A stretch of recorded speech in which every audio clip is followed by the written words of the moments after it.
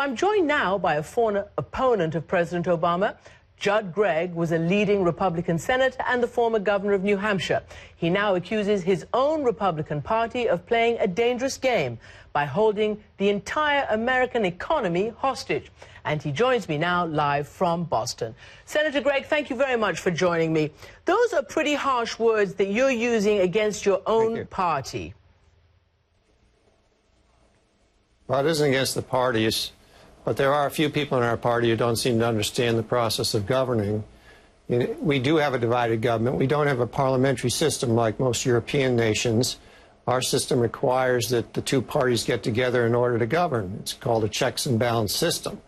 And if one side decides they're not going to, puts forward a proposal which the other side, can't ever agree to, then you're not going to make much progress. Unfortunately, on the other side of the aisle, there really isn't a lot of constructive action happening either. The president has not negotiated. He has not been in the room.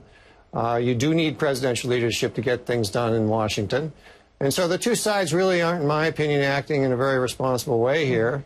And as a result, we're at the brink of this precipice of maybe a government shutdown.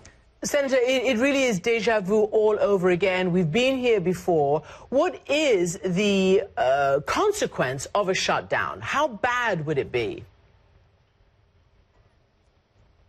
Well, I think it would be brief. If it occurs on the continuing resolution, which is the resolution which funds the government, that can be turned around fairly quickly. After probably a day or two, you would see something occur, such as a 1-week extension or a 3-week extension to try to get everybody back to work and hopefully get people back in a room negotiating.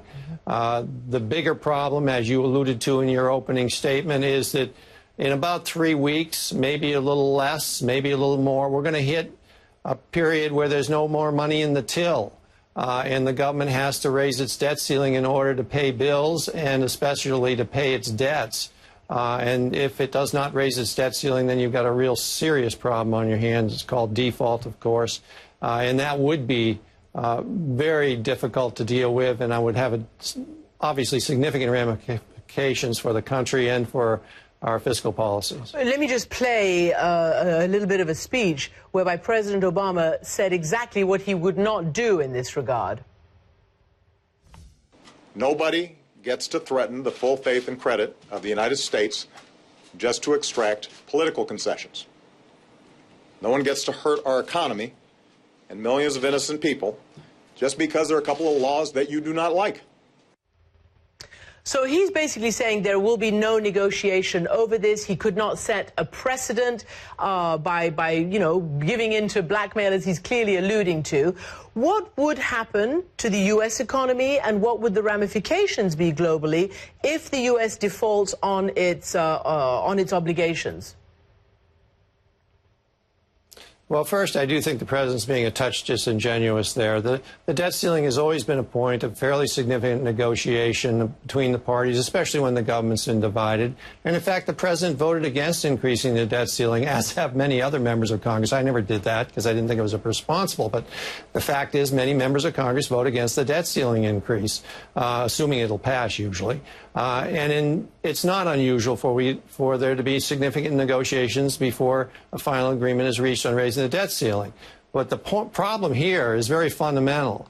There are two things which are not negotiable. One is killing Obamacare. The president's obviously not going to agree to that. That's his signature proposal. And Republicans aren't going to agree to raise taxes.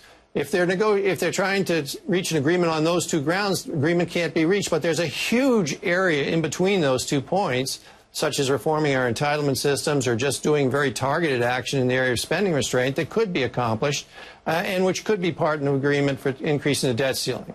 As to your specific question, what happens if the debt ceiling if we were to default on the debt ceiling? Well, nobody really knows because it's never happened. But it would be a real shock to the world community if the world currency and the country which stands behind what is basically the world currency in the area of people borrowing treasuries in order to support their own sovereign debt obligations, if that were put at risk by a default. there's nothing good that would come out of a default for the economy of the United States or for the economy of the world. Senator Gregg, I do hear you saying that neither the president nor the Democrats have properly been present, and all sides share a lot of blame, and I'm sure you're absolutely right. The American people feel that by wide margins that if a shutdown were to occur, it would be the Republicans' fault. Something like 70% of the American people feel that, and a full 80% feel that no matter what they're feeling about Obamacare, they would rather not have that create a government shutdown. They would rather make that go ahead rather than have a government shutdown. So what is the advantage to, I guess, the people who I've described as the hardliners in your party to actually pursuing what seems like a fool's political errand? Well, you're absolutely right, I think, in your assessment. The Republican Party would be the loser in a shutdown, and it would be the dramatic loser in a default. It's sort of like that line from Man of La Mancha where Sancho Panza says, whether the rock hits the jar hits the rock, the jar loses. And in this case, the jar is the Republican Party. So it would be a foolish political action. Why are people pursuing this? I think they're pursuing it for personal political gain. There's a very small group of folks in our party who are gaining significant national attention, and they're raising a huge amount of money, I'll tell you, for their political action committees as a result of taking this stand that they won't agree to a debt ceiling increase or to a continuing resolution unless Obamacare is put off for a year or repealed.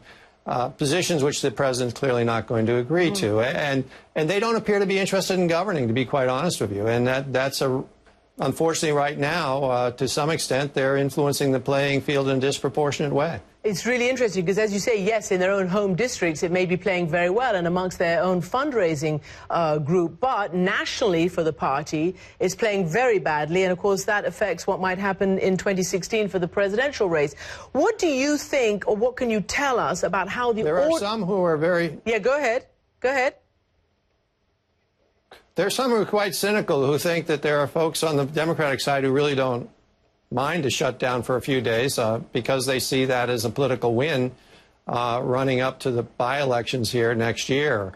It's a cynical view, but there's cynical people on both sides of the aisle, unfortunately. What we need to do is get the folks who actually want to govern to come together on this and work this out, because it's a very resolvable issue. Well, it's great to hear you say that, because obviously the American people want that. Again, the polls speak to, by vast majorities, the American people want both sides to be able to get together to govern and put aside this partisan dysfunction. So what can you just explain to me could be the fallout on ordinary American lives if the government shuts down?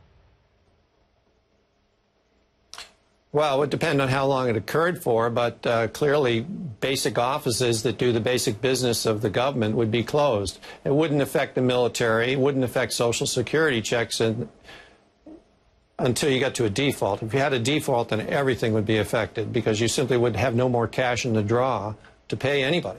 But in a continuing resolution shutdown, which is what they're dealing with today, the implications would be that things like just the ordinary business of, getting an approval for something from the government that you need, getting a passport made, any number of little things that the government affects every day in everyday life of everyday Americans would be put on hold. And before I let you go, Senator Gregg, is this going to happen? Is the government going to shut down or not? Tonight's the deadline. Well, my view is that you may end up with a 1 or 2 day shutdown here because of the procedural problems the Senate has of passing anything that comes back to it from the House today with an amendment on it. That could lead to a 1 or 2 day shutdown. Now, I think the other alternative, which isn't really all that better, but is better by a small degree, is that the House passes like a 1 week extension here, what's known as a clean bill, a bill without amendments for a week or something, and they try to negotiate a bigger agreement or a more substantive agreement during that week. That I would say it's 60-40 on that right now, but we'll know later in the day whether or not the House decides to go the short-term 1 week clean bill, or whether they send an amended bill back to the Senate, in which case you'll definitely get at least a 2 or 3 day shutdown. All right. Senator Judd Gregg, thank you so much for joining me from Boston.